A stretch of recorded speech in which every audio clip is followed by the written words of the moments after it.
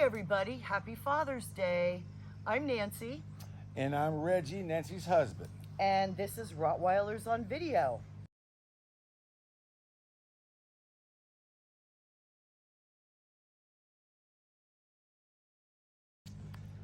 And we are so proud to be owners of these two dogs.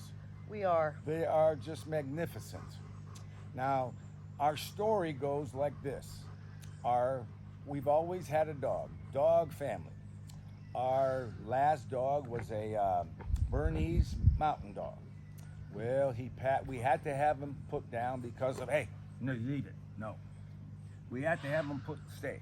We had to have him put down because of, he got real senile, old, okay? Hips, different things. Well, we wanted another dog, and I had always wanted a Rottweiler. Had a friend that had one, had another friend that had one. But they were two different kinds of Rottweilers. They were. The friend in Alaska's Rottweiler was just a big moosh ball.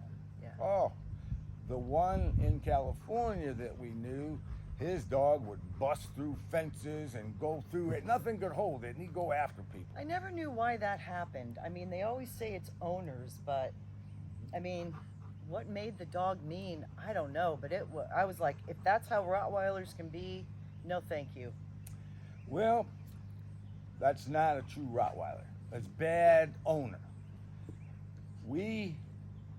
Nancy did some research on breeders, and she decided to go with the breeder up in Bremerton, Washington. After her interaction with them a little bit, I was like, please, let's not go with these people. I got a gut feeling. And she was like, no, I've been checking it out and this and that. And come. I still said no, but you know, come on. Women can be stubborn. I mean, men aren't, but women can be a little stubborn. So, she contacted them and ended up giving them some money down on the dog. So we went up and I may have to cut that part out. Yep, we went up and looked at the puppies, and Nancy saw one that she wanted. Well, I'm not a dog expert, but I had a gut feeling this is not the dog. And sometimes you got to listen to your gut. Or your husband's gut. Oh, okay. And the fur was different. Something was different about the dog. And I said, Nancy, let's not get that one. Let's get this one over here. Well, she had her heart set on that one, so we took that one. Yeah, which is this female here. We took her to a hotel because we was a trip and all that. And we just loved the little girl. She is just a sweetheart. Okay, but disposition-wise, night and day difference between Max. Okay, well, my point in all of this, when you get one of these dogs, you don't know what you're getting. So you have to be the one that makes what the disposition is going to be like in the dog. It's up to the owner. And the research, which we're going to be getting into too, like in upcoming weeks, is, I guess anything that could go wrong in our Rottweiler venture did, so we learned a lot. So we got Maggie, did a little more research, got Max, but the pedigrees are very different. And that's something I don't know about you, but I never paid attention to. Like, who cares? Well, it does matter. They come from two different lineages, and it shows. I mean, it shows in not only their looks, but it shows in their trainability. Like Max, instinctively, I don't care if it's a ball or any kind of training that he might be going through. Here you go, buddy. He is so focused, and there can be activity on the other side of the yard. Total focus. So easy to train. Okay, come here. This one, not so much. Come here. So, turn around. Turn around. Oh, he's doing a dance. Come on. Turn around. Hey, come on. Okay, sit. Sit. Very good. No, you stay. You stay right there. I'm going to put this ball right here. Now, you see how he'll just focus on that ball? But he won't go to get it unless you give it to him. Yeah. You know, people do not understand if you've not been a real dog person with wanting a purebred type dog. There is so much to it. People think AKC. AKC doesn't, to me, mean a hill of beans. Okay? When we got Max, we honestly didn't know what we got. We went to a breeder. Yeah. He said he had one puppy left. He brought the puppy out. Once again, my loving wife was, okay, yeah, we'll take him. And something inside of me said no. He had 3 left. And he, all of a sudden, had another puppy left. Well, he brought Max out. And instantly, I just knew he was our dog. He had a Instantly. bigger head, too. As you can see, Exhibit A here.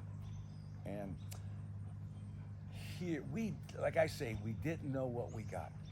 We found out shortly afterwards that the stud that studded his litter that he came from, that stud litter, the litter that his stud came from, one of his brothers was the 2017 World Champion Rottweiler. This is hard for me to even say because people do not believe it. I said I did not know what kind of dog I got, all right? Yeah. And he turned out to be an absolute champion. Yeah. If we had, you know, Reggie and I are getting older, and we've had surgeries between the two of us, too many. And so we did show him when he was younger, and I'm going to keep talking while you're doing that. I want you to stay. We showed him when he was younger. We didn't really have the opportunity to continue with the whole training process, but I mean, it's just incredible. You know how he compares. He's just gorgeous. This lady here is my shadow. Hey. She follows me everywhere I go, and she has her own personality. But I mean it. Okay, that's what enough. would you say? What would you say? Okay, so we're hey. Okay, yeah. All right. Excuse us, God folks. Almighty. Well, we shouldn't probably do training while we're trying to talk. I wanted. So anyway, we can cut anything we want. Oh God. All right. Okay, we'll cut that for now. Yeah, we'll cut that. So we were going to talk about how, and so we had a little spill, because when you're sitting in bark mulch, which that's a good segue. What did we do? Did we keep our yard with all the flowers? I should put pictures up of what our yard looked like pre-Max and Maggie. It was more gorgeous than you could possibly believe. The grass was like perfect. He has a green thumb. We had flowers. Like Hundreds there was an of flower island balls. here, and we had lilies and all kinds of things. And then these guys came along, and you just have to adjust your lifestyle to the Rottweiler breed. And I thought it was more important for the well-being of the dog, physically and mentally, not to keep correcting them by digging up my flower bulbs. Exactly. And within a year and a half, I had no flower bulbs. I had hardly any grass. So I'm still being okay. I don't want to get mad at the dogs. I don't want to change his disposition. So I brought in a machine, took out a foot of dirt. We brought in 20 yards of a bark mulch that is good for the Rottweilers, good for animals to walk in and all that kind of stuff where they don't get splinters. Just not cedar. Yeah, so we did the bark mulch, we researched, and we got the stuff that was right. So as you can see now, they have a big play yard. Yeah, right? we got a small backyard. We have, and if you've watched our videos, you'll know that there's another side. Our son is living over there temporarily in between homes, and so, but there's a nice grassy area. So we actually have everything, like you can close off different areas of the yard just perfectly. So, yeah. And as you can see, we have a gate there, we have gates there, we have a gate there, a big gate in the back. Now the dogs would get out once in a while. And people were freaking out. Oh God, did they get out? They were threatening to shoot him. They was gonna do this. They said that the dogs chased him into their house and tried to break the door down. Yeah, So- Facebook group. Yep. So I'll tell you what. I decided I wanted to protect my dog from those people. Oh, yeah. Not the people, not the dog. You know, again for them. So we put an enclosed fence in the fenced-in area. There's no way they can get out, none whatsoever, and we got some happy dogs. We do. There's no way they can get out. And it was like, if they could at all, they tried. It's so funny because I would catch them, you know. If there was any kind of, like, if they could dig under, you know, Maggie would kind of do the work. Max was kind of like the silent partner. He just kind of looked innocent while Maggie did the work. But if she found a way out, he'd follow. And I caught them so many times. Reggie caught them, and it just doesn't happen. We had to put a spring closure on the gate because Maggie would sneak out if the gate didn't close quickly enough. And Max was the innocent, oh, I'll follow my wife, which actually she's not his wife. We had her fixed, but we'll get into that in future videos and the reason why we did that. So. And I'll tell you a story. I like to tell stories. Good. We can end maybe today with a story. One day. I love your stories, dear. One day, Max wasn't here. Maggie wasn't Oh here. gosh, that story. Okay. And I was like, where are they at? And I was calling, and when they got out before, as soon as I called, they hightailed it back. Well, I was getting ready to go outside the gate and look for them.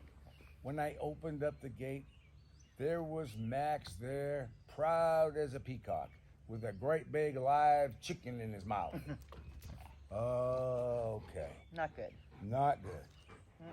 Well, I knew whose chicken it probably was, and I was scared they were gonna be mad, all this stuff. And the next day, the owner of the chickens came over and said, I'd like to talk to you. And here I'm thinking, oh no. He went home, and all his chickens were dead.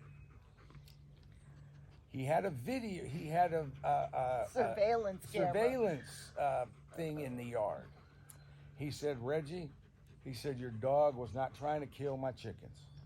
Max was playing with the chickens, but he ended up killing all of them. Yeah. He said, I'm not mad. Max is doing what Max will do. What a neighbor. So I paid for his chickens and everything, and that helped me be more understanding about making sure that I keep my dogs penned up, or keep them so they can't get out and hurt another animal or person. Or It's scare people. important. Yeah. Because they look scary. I mean, Max looks scary. I mean, what is he, 140 pounds? Yeah. Lean, He's nothing but muscle. you know, and just the big head and everything. And it's just the head alone is scary. So, you know, we're going to have fun. You know, this is great for us doing these videos. I got to tell you, this has been just a blast. Putting all these videos in a repository on YouTube, and one day maybe our great grandchildren will just get a kick out of watching them. And after 40 years of marriage, I knew this was going to be a different year. I just felt it, and this is one of the things that I'm just so happy to be doing with my husband. Every week, hopefully, we'll get something out there, and I get to have fun editing it.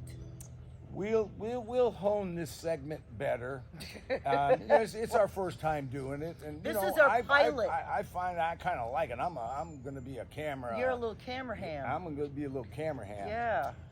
But we just want to give you an overview on what it's like picking a Rottweiler out. More on that next week. And how you want to live with a Rottweiler. Yeah. And why they're the best darn breed out there. That's right. For sure. And never going back. And there's other things we'll talk about. I took the female to preschool, my grandson's preschool, once a week. Yeah. When she was, 3 months old? Yeah, she was like 8, 9 weeks old. Yeah. Yep, she was pretty young, and the preschool said I could bring her, and once a week, and they pulled on her ears. It was only kindergartners, you know. They were doing everything. Yeah. And she was just totally fine. All right? Which will lead me to another point that I will probably start the second segment with. Yep, we'll go with the flow. So you guys, thanks for watching. It's been fun. If this gets posted today, hopefully it will. Happy Father's Day to all you dads out there.